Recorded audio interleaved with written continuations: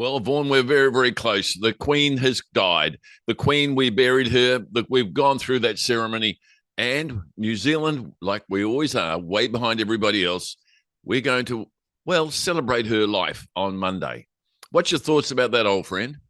Yeah, look, we'll get right to Monday in a few days' time. And first things first, you're dead right. You know, when the passing of the Queen in the second Elizabethan era came through in the news, it was a big shock to everybody, regardless of what we thought of the monarchy, yay or nay. The respect for the service model of the service mode and ethic of probably one of the greatest in our generation and living era. But what I would have to say, Max, is that the paying of respects has absolutely been done multiple fold. I drove up and down the North Island this week, half-mast flags everywhere, went into a cafe in Taihape, and there was a picture of the Queen on the wall. You know, people are really respectfully acknowledging Well, it. the So, amount of people, even in my household, I must admit, I didn't sit up all night watching it, but my partner did.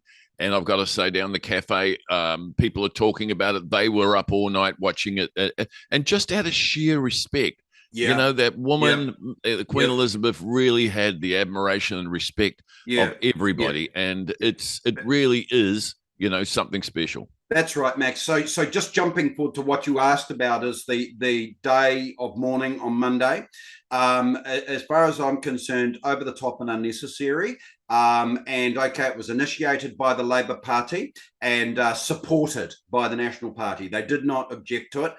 So both realised that there was a voter base there they did not want to upset. But the key thing is the true paying of respects on Monday should go to the business owners that are paying almost $500 million of costs of actually that's what a day off costs, right? 450 to 500 million. That's being absorbed by the business community. And so just you staff out there that have got a day off, just please pay a moment of respect for your business owner or your employer. That's where I'm the going to go real further, Vaughan. I'm going to go further. Shame on our bloody politicians. I've got to say to you, you selfish, downright horrible people. I tell you why, because the whole of this celebration, which you're saying, aren't we really kind to the whole nation? It's not you being kind. It's small businesses being forced to be kind. And it's the small employers everywhere in New Zealand are going through pain for this. Look, I think if this government thought it was worthy of actually giving our whole country a lift, then they should have fronted up with the money. That would be compensating the employers for their for the cost of their employees and compensating them as they did through COVID, and I think and more healthy amount, so that we can all actually celebrate it. But for business owners and for employers, this is pain. This is absolute pain, unproductive. The productivity of New Zealand's at its worst, and now they're even compounding it by more. And they're saying, "Aren't we all clever?" right, Max. God bless you, bro. You've done it now, bro. You've stepped off the mat and away we go. Shameful. Yeah, look, I'm going to continue what we've got because you've got yourself a little bit rolled up there and I'm loving it. Lack of courage, absolutely spineless behaviour that we've seen in the sense that respects have been paid to the Queen, and we will continue to do so. We won't forget her like come Monday or something like that. To have that day of leave forced on us, the gutlessness of the opposition, quite frankly, that said nothing, zipped their lips, and actually were more concerned with sneaking through the reappointment or reinstatement of a certain MP in Tauranga who likes to snap bed legs off beds, but we'll leave that for another post. Coming back to this, not good enough.